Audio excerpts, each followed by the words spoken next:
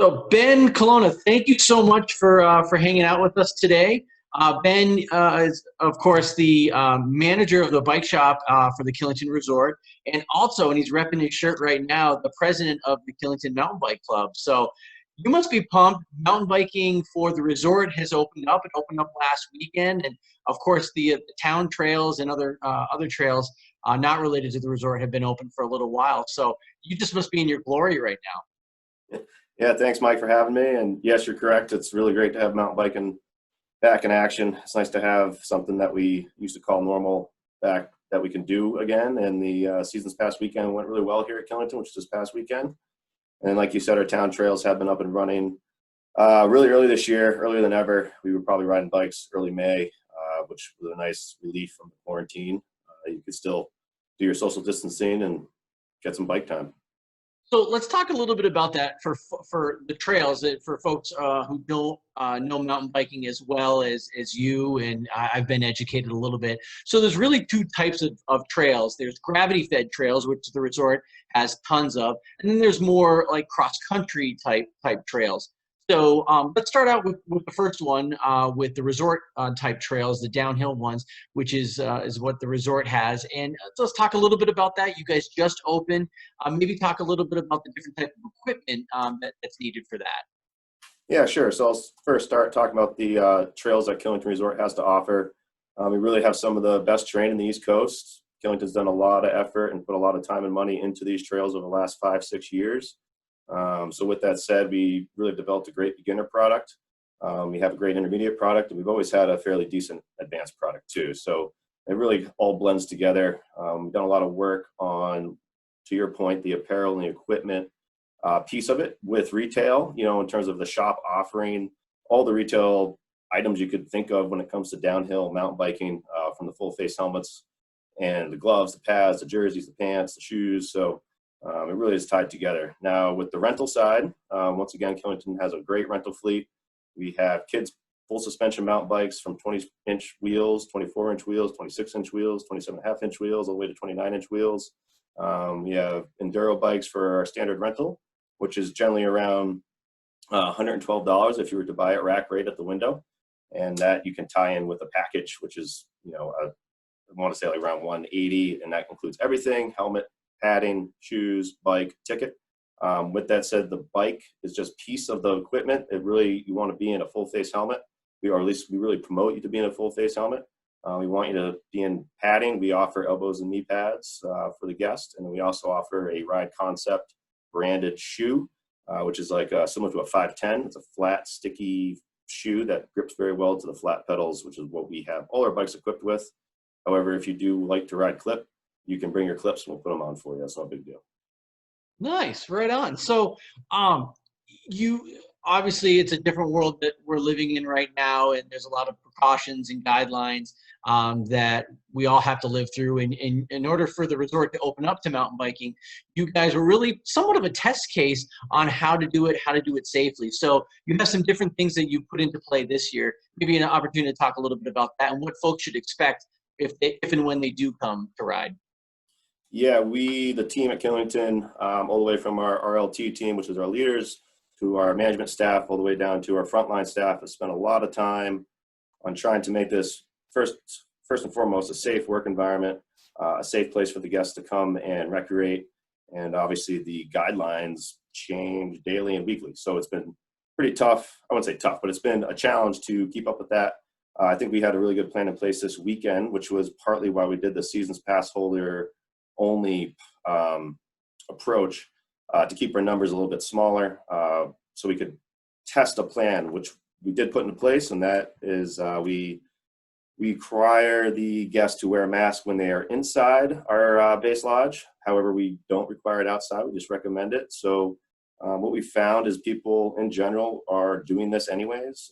Everybody, as many signs we put up for social distancing or physical distancing with the 6 feet apart, the squares on the floor like you see in all the grocery stores and convenience stores, everybody just seems to do it anyway. So it was a good thing to see. Made us feel good about the whole situation. In terms of our numbers, we had about 200 people each day, which made us realize we could handle a lot more of that capacity because there really was never a lift line. it ran very smooth. The staff, once again, we're always going to be in masks, gloves when we need them. We're going to be mindful of the guest interaction. We have a lot of plexiglass up at our sales points, which you'll also see in grocery stores and whatnot. So we were a little bit of a guinea pig, at least for Vermont, but there were a few other resorts that opened up down south in like Virginia and Pennsylvania, and also our friends over at Highland. They opened up about a week and a half or a little before we did.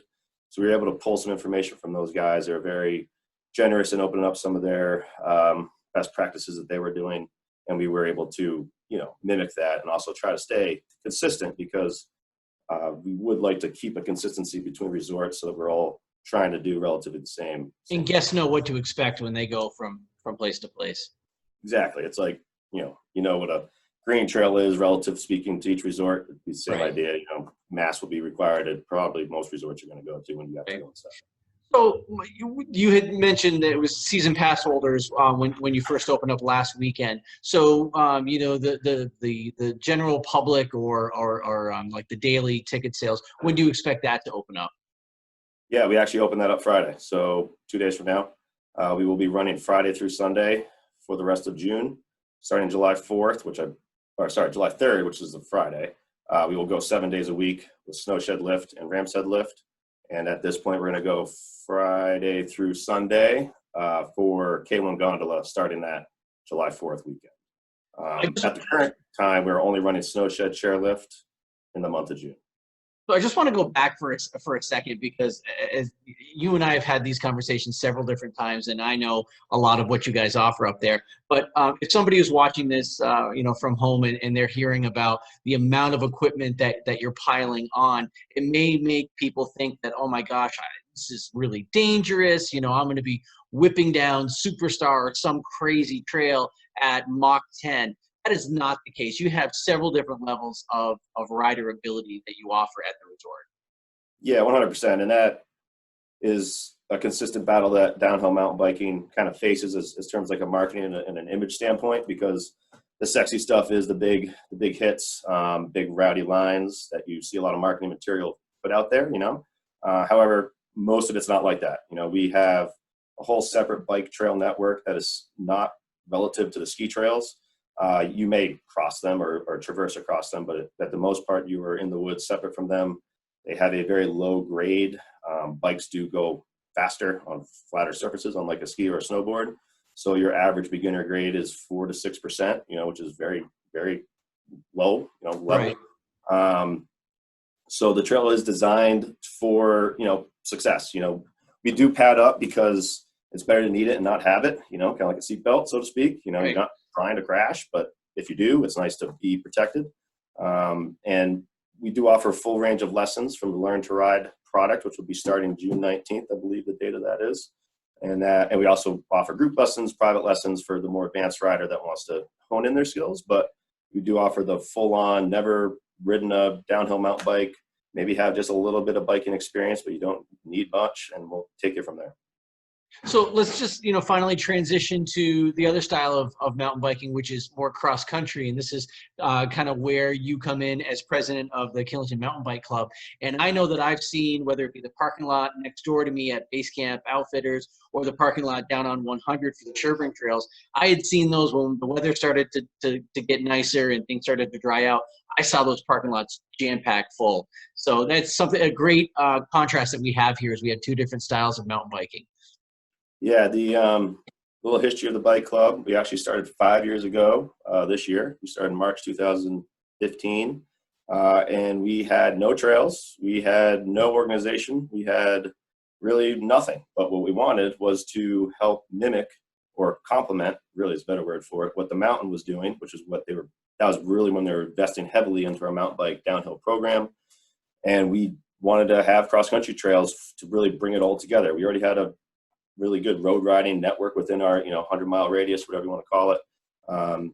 We have a great mountain bike downhill program, and we wanted to get on top of that cross country. So we created this club, gave us an avenue through VIMBA, which is our parent chapter, to help organize and create grants and create fundraising plans to raise money to build trail. So our first project, to your reference, is the Sherburne Trails. That was a beginner-minded build. So we really focused on the beginner and intermediate cross-country riders. So there's not much vertical foot rise in there, and it's smooth, you know, relative to a mountain, right? So smooth. There's gonna be a couple rocks, but that's okay. And not too hilly, fun and fast and flowy. So that was the first project that really started our whole club as a, you know, we could show kind of the public that we were able to raise money, put a plan together, and execute it. So fast forward a handful of years, we are now in 2020. We started with about, like I said, that first project was about 3.5, 4 miles of trail. Now we have 14 miles on the ground that have been built from various builders, various partnerships between the U.S. National Forest, or Green Mountain National Forest, excuse me, the state land in Vermont, and as well as private lands. It's just amazing how it has grown, and it is an economic driver for us. Like I said, there are a lot of folks that come in to experience those trails, and you know, they're gassing up, they're getting a sandwich, they're getting drinks at local stores, they're going out to restaurants afterwards. So it's amazing, and you know, it really fits in, this activity of mountain biking. It fits in perfectly with social distancing atmosphere that we have now, that you can do these great activities and still, you know, not have to be on top of people. So really, it couldn't be more timely to have great opportunities at the resort trails, at the town trails, to be able to do that. Yeah, I mean, obviously the quarantine was difficult for everybody for various different reasons. I feel we were very lucky to be living in Vermont, and in particular Killington, because we do have at least access to be outside and be very distant. There's not a whole lot of people live here, so that was nice. And with the mountain biking piece, I think it did allow people to get out there and do some activity. And maybe, I mean, a lot of these people maybe never been here before, or I won't say it that way, but maybe never ridden our trails here before, or even maybe new to the sport. And people are buying bikes right now. People are loving these trails all throughout the state of Vermont. I think they're really realizing what Vermont in general has for a mountain bike terrain, which is really some of the best. It's really pretty impressive. We did use some of that time, that free time that we all had off of work, to build 2 new trails in our base camp zone. And that is one of our private property landowners that we work with very closely, and they're very generous to let us use that land. And it's really about the partnership of respecting the landowner and also the rider, you know, respecting the land as well, carry in and carry out all those, you know, best practices. And we will be able to ride these trails for hopefully a long time, keep building and keep bringing people to the town. And that's, I guess, that is really our overall vision, is to just make this a summer, you know, a summer place like it is in the winter. It's a beautiful place to explore and to enjoy. Well said. This is good stuff, Ben. Thank you so much. Thank you for what you're doing with the Killington Mountain Bike Club, and look forward to hopefully myself getting up to the resort and testing out some of those trails up there. Absolutely, Mike. And we'll pad you right up, and we'll take you out and have some fun. Good deal, man. Thanks a lot. Yeah, thank you.